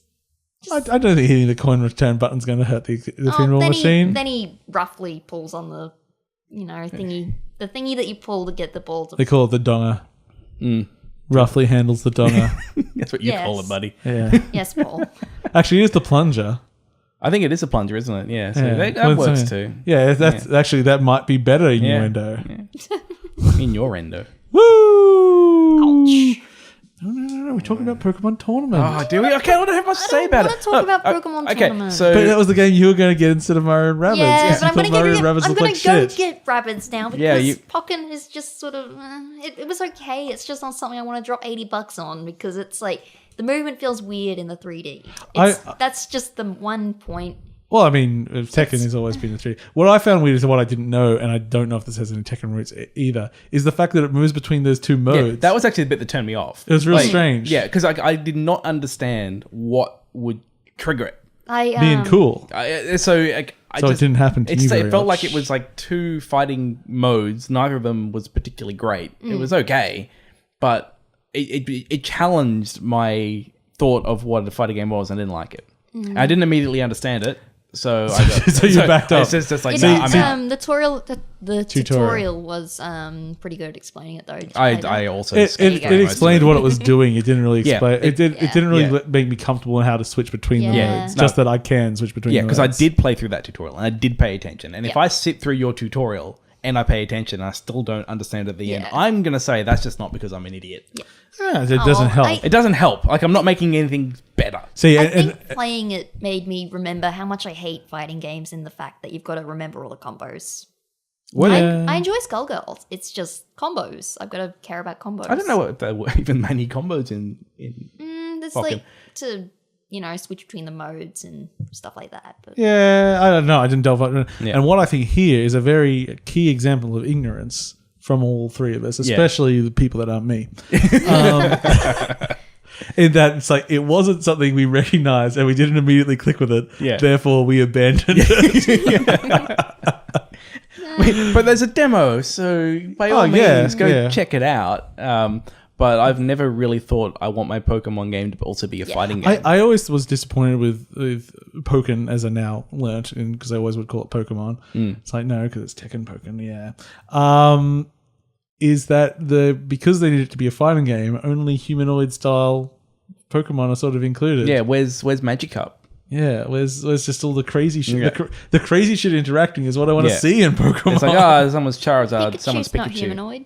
Yeah, it's just he stands, got limbs, I guess. Yeah, I mean, yeah. There's no Staryu there. What is there? Let's have a look. There is no Staryu. I'm pretty sure isn't a everything's Staryu. got 4 limbs and a head on the end of a torso. Yeah. Prove me wrong, Silent Bob. Hey, Prove me wrong. It was a thing that looked nice. Like, it was a pretty looking It game. looked fine. I mean, it was the same as it did on the Wii U. Yeah. It's a game that was on Wii U. We didn't play it then. We're not going to play it now. Good time for Nidhogg too. Let's look at my Nidhogg too. It's You pretty don't get to look. just look at my list. I played Pyre like 4 weeks ago. Oh, because I've almost bought that a few times. Yeah. I can't talk about it properly because I got distracted by other games. It wasn't immediately obviously what it was. It is so not immediately what it is. It's kind of a sport game, isn't it? It is 100% a sports Yeah. game. In fact, you could liken it to a lot of like arcade basketball games. And I made the mistake of playing it with a keyboard and mouse because I thought it was turn-based. It is not turn-based. It is a real-time sports game. That said, I still won, but it felt a bit weird to play it with a gamepad. It's Supergiant, so this game after Bastion and Transistor. Yep. Which were both very different games as well. Ooh, Darkrai. Darkrai is not humanoid. Show me what a Darkrai is. I'm trying to get it. Does he have 4 limbs and a head on the end of a torso? Gonna bet he does. Bet he does. But he's more of a ghosty thingy. Oh, that could totally be humanoid. There you Duh. go. It's even got a waist. Yeah, very human-y. I mean, I guess it doesn't have legs. It's got spikes. Yeah. So you win this round, Silent Bob. Yeah. Go on. So Pyre, we need to go back to and talk about it more, but it is sports game, but it's mostly a narrative game. It's a visual novel, and you're in this post-apocalyptic world, and you've all been in this world where you've been banished from the world, and people want to get back as, either they just want to return or they want to go back as a rebellion and everything. And you go through playing these rites, and that's this game, this sport, where you basically got to get the ball in the hole. Yeah. And it's 3 versus 3, and it gets really, really complex, really fast, but in a really readable, good way. And as you go through the game, you're developing all these relationships with different teams. If you lose a match, it doesn't end the game. It just continues. The story just takes you. You've lost that match. If you get a player really, really experienced, that's them sort of passing the rights, and they retire, which means they get to go back to the non-banished world, which means you lose that player, and they might be your best player. There's lots of things. One of the cool things is that it's got 2-player multiplayer. When you go play that, it has all the characters unlocked, including all the enemy players that you don't actually have control of in the main game, and all their abilities. And I think it's only local. It's like it's huge. It needs to be online. It can be a sport. Yeah. It's very, very detailed. I need to play more of it so I can talk about more specifically some of the and I should also mechanics. Play it. And we can... but yeah, really, really different. And the story's cool. There's a dog with a mustache. Oh, I enjoy mustache. And you can dogs. mustache shame him. Oh no! Why would you do that? He says, "Do you like my mustache?" And you can answer yes, no, or indifferently. And if you tell him that you don't like it, he leaves, shaves his mustache, and comes back. And you have him with no mustache? Aww. But then I think he gets like +2 courage if you do that or something. Oh. I'm not going to min-max a mustache away, though. No. Oh, I had a min-max. Oh, no, that's right. Yeah. I just remember that was a Game of Thrones thing I was saying again. So Jon Snow is what happens when someone min-maxes being a pussy. That's not exactly what I said. But it's close enough. I'll bring up the quote. No. It's not good enough quote to require it. Yeah, say he's the fault. He is the player character of someone that just does the normal thing and just does all the nice options every time. Just picks the Paragon option. God damn. Remember when Ned always picked the Paragon option? He's dead. How'd that go for him? That still works the thing. It just doesn't necessarily feel like a person. It just feels like that's why most people make boring role playing characters, because we'll do the nice thing. We'll just save everyone and be the good guy. That's why Witcher is good, because you can't. You're not allowed to. It says no. Bad good person. Bad good person. Gotta make a real choice. Okay, let's continue with some stuff.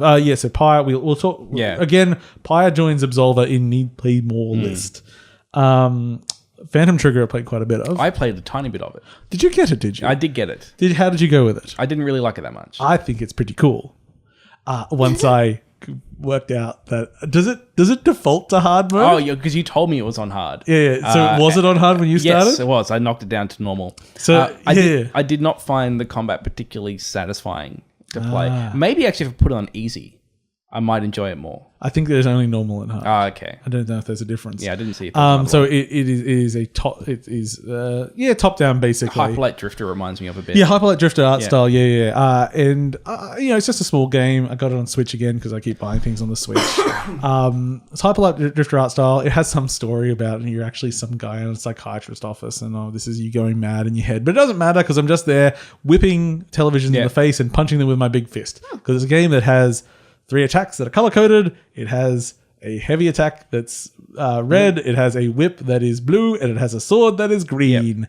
And enemies are color-coded to their weakness. And it switches between them. And they all have effects like a little thing that when you kill it, it explodes. And so it's all about different combinations of enemies. Making sure you kill the dangerous one. Get in the right order. Trying to get synergies of things going. That's all the game really is. It's a little dungeon crawler. You level up your weapons as you use them more. And you fight little bosses, and the combat I found worked, but it defaults to hard, which again, like when we were talking about Hellblade last week, the difference in hard is that everything just has a freaking lot of health. Yeah, so knock it down. And considering it is just a bunch of walk into this room, it locks. Now you're stuck in this room for 10 waves. And the reason I say I kind of wish it was easy, because even on normal, assuming that is the easiest one, I still felt things weren't dying quite fast enough. And I think if it was just maybe 25% faster, actually would make a massive difference. A little bit difference. And I feel I'd get stuck in that power fantasy, but instead it was it reached a point where I saw an enemy and went, ugh. Yes. And as soon as I do that, well, when it's a game about combat. And when that's it. So that's where it kind of lost me. Yeah. I like things so the whip is used for multiple things. It can be used to, when you whip an enemy, it will pull them closer to you. Which lets you land other attacks. You can also use it to whip objects in the world, which you can then aim and then shoot out. So when you enter an area, you go well, what's there? I've got to whip that thing, hit that guy in the face, pull this guy out of me so I can punch him, and then he's out of it because he's a sniper and get rid of that. I like the enemy design, like weird TVs and slugs and stuff like that. It's a nice looking game. Yeah, it looks really gorgeous. In the hub, there's cool creatures, like there's a giant crocodile and a lady tree and all sorts of things. It's fun. Again, like Forma 8, it is a small game that you'll get sort of to pass some time. It is not the main event. You are not right. It is not a Hyperlight Drifter. No, and I think it's budget priced. I think it's like $20. I think it's less than It might that. have been less. It might be $13. Like it's not a lot of money, and like the production quality is good. Yeah. It just like it's a time passer to me. Yeah. Like I was really disliking it when I was at the end of the first world. And that's when I realized the hard mode thing. Because it's not like I wasn't getting through. It just meant that as I was seeing an enemy, I went, oh, fuck. Because it meant that I was going to have to attack them 20 times in a row to kill them, and that's not fun.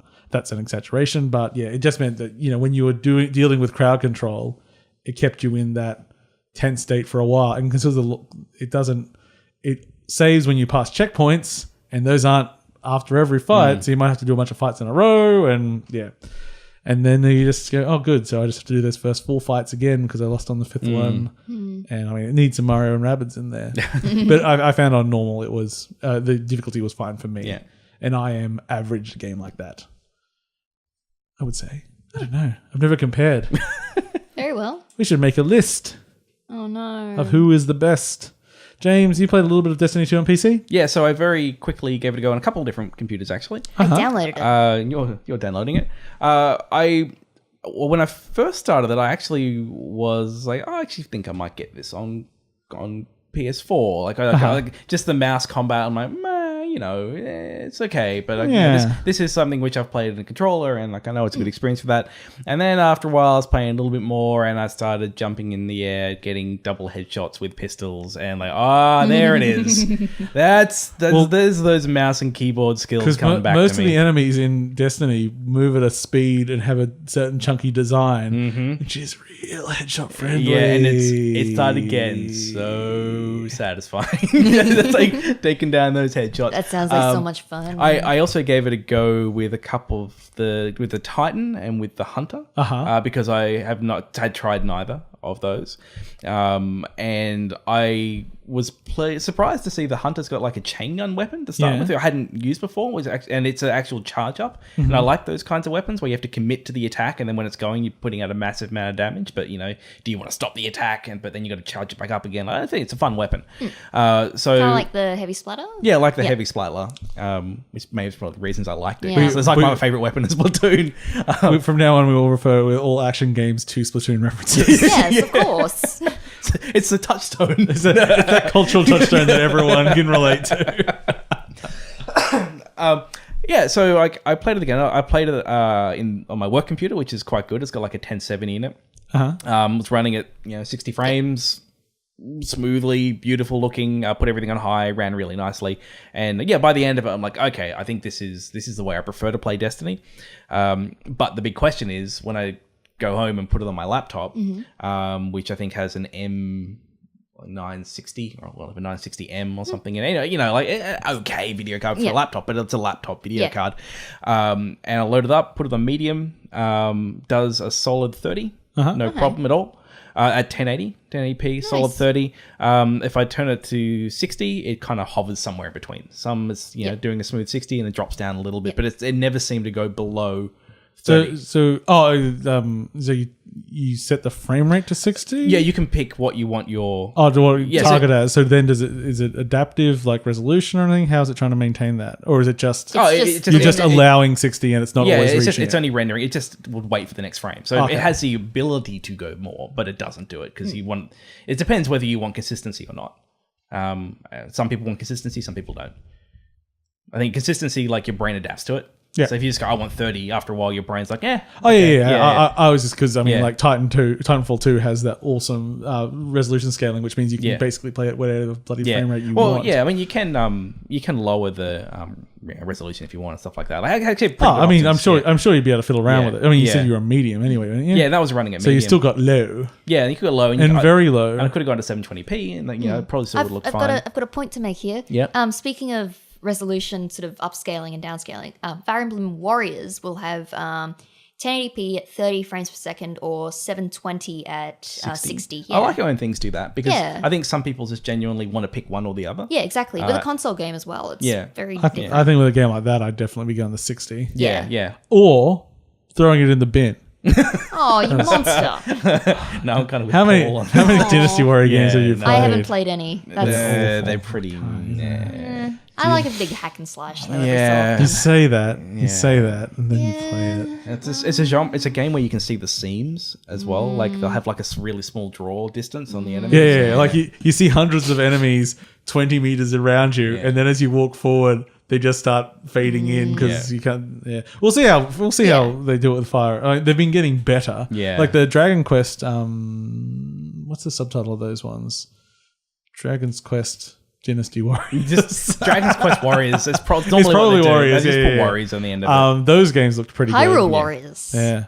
See, Hyrule Warriors suffered a lot from the draw in. and that was the one. everything. That was the last one I played. It was Hyrule Warriors. I tried playing some actual Dynasty Warriors at points in my life, and I always regretted it. Yeah. 99 Nights, remember that classic? That's a bit I different. don't know how much of it there is for the story either. I think some people might get into that. Well, especially with the Dynasty Warriors ones, that's all the Romance of the Three Kingdoms Yeah. stuff and everything, and that. Yeah. Some people go nuts for that. Just like if, I don't know, if it was based on Hitchhikers, I could just criticize it all day long. That's not right. That's not perfect. You didn't deliver that line correctly.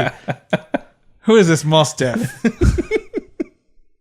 He fucked up the line about what's so wrong about being drunk. Yeah. Ask a glass of water. Yeah, he didn't leave a pause. He just said it as like one solid line. There's no comedic timing. I think it's because he was actually. actually drunk at the time. That would have. I think when they were filming, I think he was actually drunk. Like he was actually downing the beers during the takes. That would help. Yeah. That would help. But just to wrap up Destiny 2, I will probably get on the PC now. Having seen that it runs on low-end hardware, low-end-ish hardware, runs quite well. Cool. And controls good. I'd probably call it mid. Yeah, I'm gonna give the strike a go so I can see how it goes in more open areas because that's the one thing I haven't tested. Now, But, you got to look up because there's a 2-hour window you can get to the social area, the farm. So make sure you do that. yeah. There was that one guy during the console beta that got to the farm He just stayed and there? then didn't Just disconnect. refused to log off. Saw how long he could stay there, holding vigil at the farm. Yeah. How long's the beta going till? Well, they say like 2 days. Okay. but So when did it start? It started today. Yeah. Though don't be surprised if they extend it. Yeah, I would expect it to actually reach the weekend. Cool. Yeah. Because, I mean, why do it if it's not the weekend? Yeah. I mean, a part of this is you want to stress test stuff. Yeah. So don't do it in the middle of the week. Oh, well. It's good for a soft launch in the middle of the week because you have less people, and then let them hit the Friday and Saturday, and that'll do it. Yeah.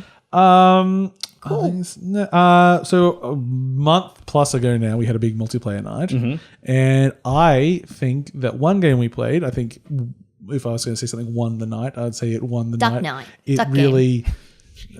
Duck Night would be more DuckTales Night. Was a new game that we haven't heard spoken about, so I thought we'd give it a little bit of chat. A game called Gurgamoth. And Gurgamoth Which one was that? Well, I'll tell you, Amy. I'll tell you. Gurgamoth is a 4-player party game, and I've seen it a few times. And I had got it in the recent Steam sale, so I probably paid very little for it because I thought, well, we'll just get some random games and we'll try them.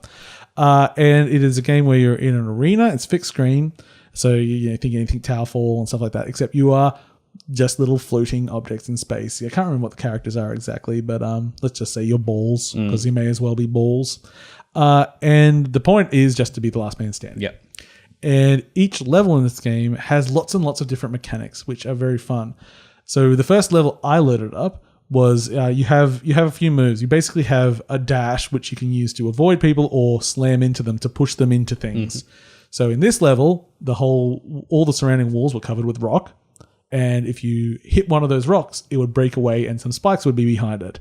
So if to kill someone, you needed to first knock away the rocks and then hit them to the spikes. So if you're lucky, you could double tap them, sort of like hit it in and then hit the spikes, or you yourself would take the risk of getting between them, knock it out of the way, and do it. So it becomes a balance of trying to push people into things and then and you avoiding damage yourself. It's very, very simple, very, very readable, and you have a certain number of these charges, and over time you get more. Yeah, so it's like there's a cooldown on yeah. them. Yeah. So if you're doing that has very basic balancing as well. So if you are the leader of the pack, you might only have one charge, and the person at the bottom might have 4 charges because it's trying to help balance it up. So that was the first one. I'm like, oh, that's the game. That seems fun. We'll play that for 10 minutes and that will be fine. And then we said, well, we may as well try a different map. No, sir. That was just a map. That was just a map. And every world has totally different things. Yeah. You want to say any of your Also, favorite there was bits? another one where there was a rotating ball in the middle. Yes. That would spew out lasers. When you hit it. So you'd hit it and that would spawn a laser out. And with the way it would rotate, if the dash, you could get around the lasers. Well, when they were down. When they were down, yeah. But the more you hit it, the more lasers would come out. And so it would just get progressively more and more difficult until the screen's full of lasers. Yeah. But that was like, those two things were like the difference between those two, like what we were doing in those games. I was so impressed. Yeah. That it's a game with very simple mechanics, but by level design alone, like they were very different things. Oh yeah, like there's power ups you can get. There's like we say in that big planet. There's little planets that do things like that. Like there might be a ball there, and you can hit it towards someone, and then it freezes them and stuff like that. It's a great party game. Yeah, for a party game, it was fantastic because the mechanics were so simple. Like you got the controls, and then just through playing the level, you'd learn it. And so it was like, especially when everyone hadn't like played it first, it's like no one really understood how the level worked.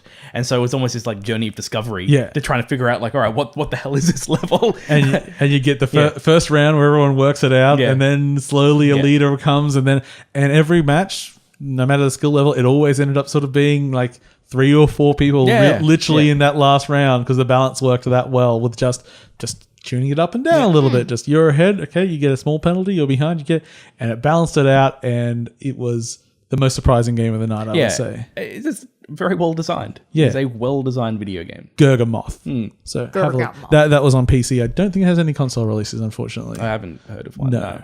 It'd be good if it did. If it came PS4, that would be good. Terrible title because it's really hard to remember. But it's searchable. Gurgamoth. Yes. It is true. You can search for Gurgamoth.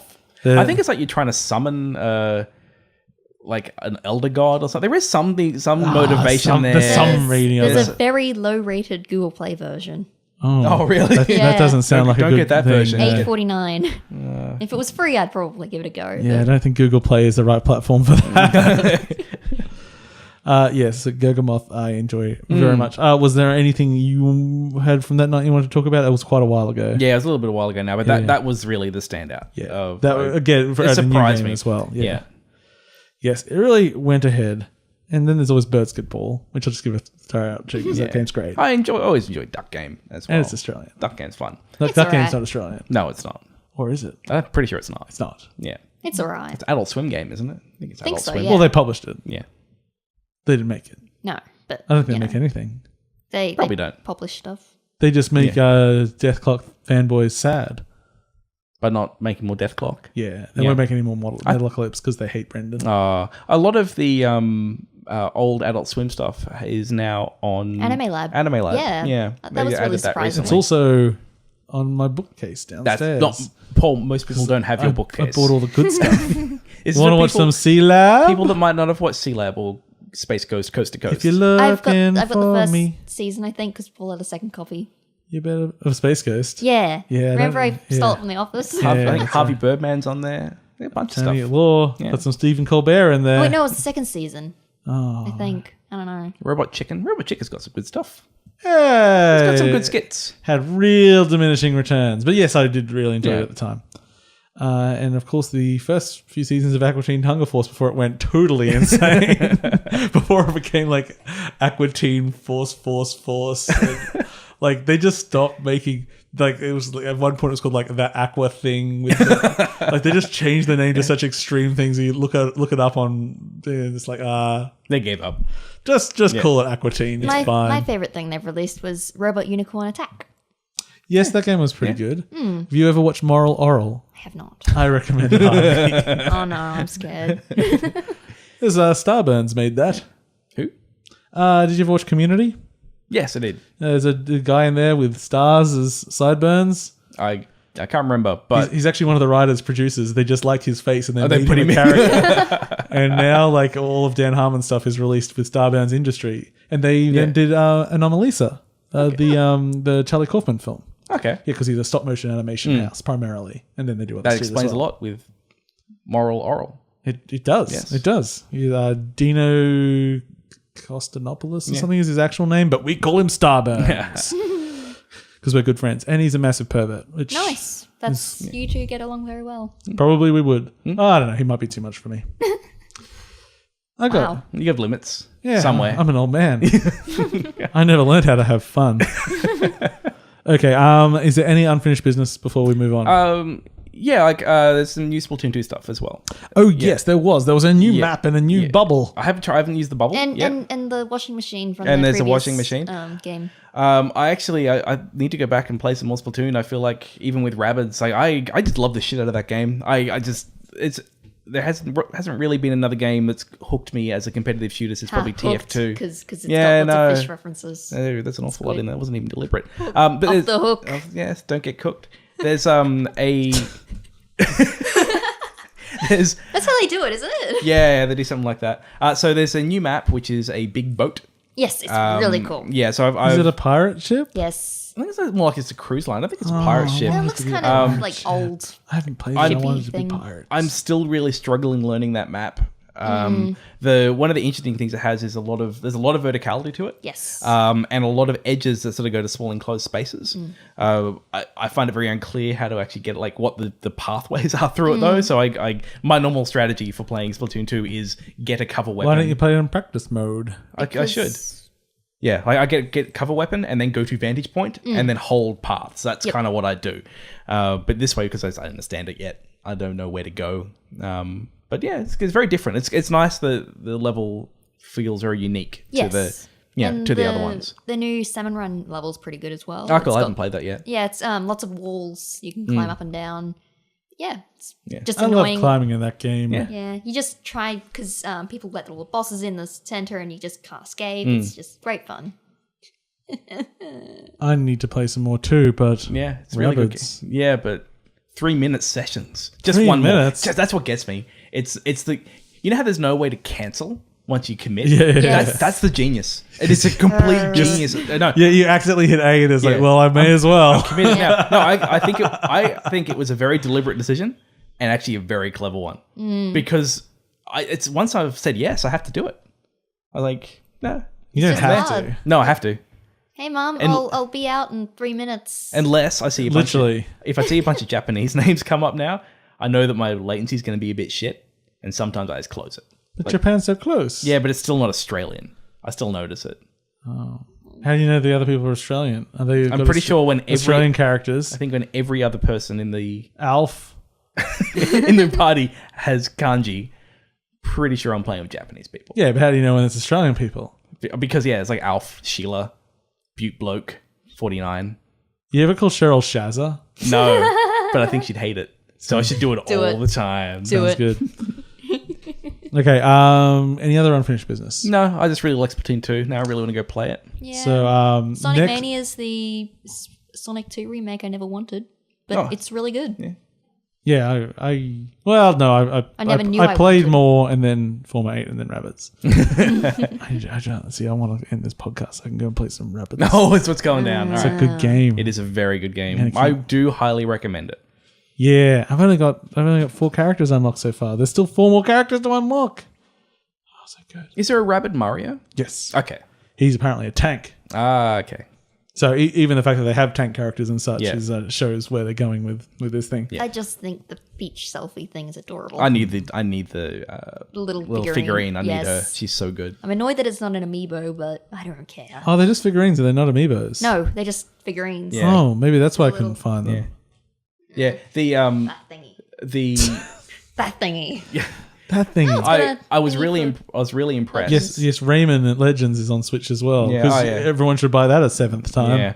I mean, it's a real good game. I didn't know why I said that so No, bitterly. like legit. If you haven't played it, then yeah, it's worth getting. But, but I I'm own also 4 surprised copies if you of it. haven't played it. How cute it is. I haven't played it. What I really liked is my princess, my Peach Rabbid got caught on fire at some point. Yeah. And then when she's on fire, the animation when she comes out of it, she's sort of like putting out a hair and then like kind of checking on it. It's got great, So it's got good. great detail. It's so good. Yeah. No, it's a very good game. Okay, so next week, be sure to join us as I talk about Rock of Ages 2, and everyone else says, why the fuck are you talking about Rock of Ages 2? Why the fuck are you going to talk about Rock of Ages 2? Because I love Rock of Ages!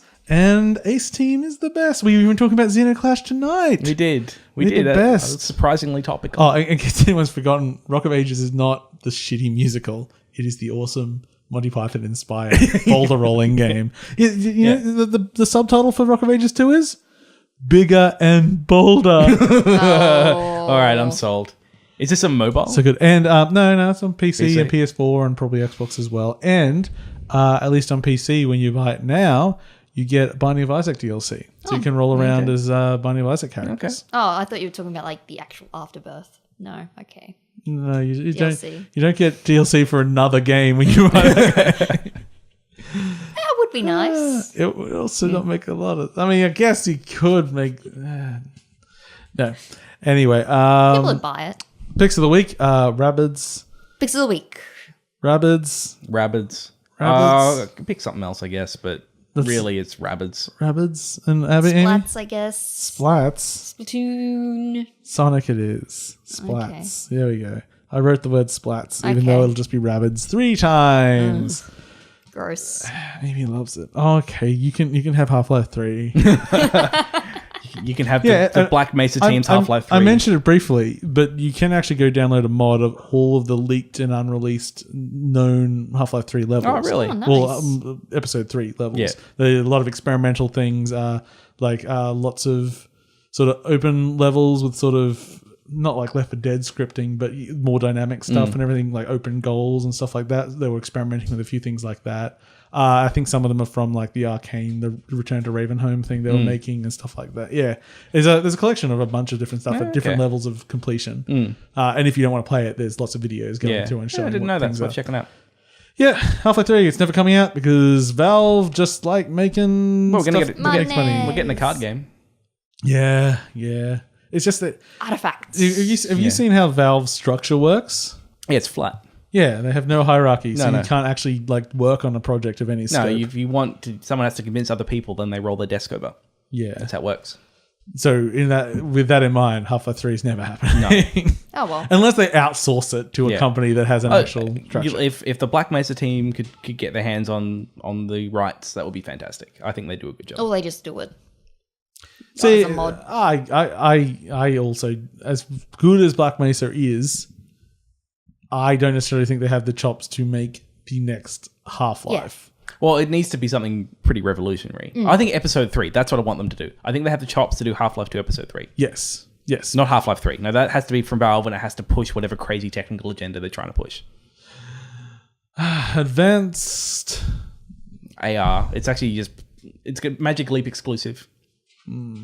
It actually injects into your brain. Yeah, it's and on you've got 12 minutes to play it before you die. Yeah. Oh, awesome. But those 12 minutes feel like an eternity. So it's 10 minutes of it is decrypting. Yeah. Oh man, remember those days? There's a throwback. There's a blast from the Steam past. Man, when I decrypted Half-Life 2, I swear it took hours. Yeah. Thank you for watching 8.5bit. You can go to our website, 8.5bit.com, our Twitter and Facebook. Please like, share anything like that. Subscribe to us on iTunes. And if you do, please leave us a review because reviews help us share the love. I've been your host, Paul. I've been James. I've been Amy still. And we'll catch you all later.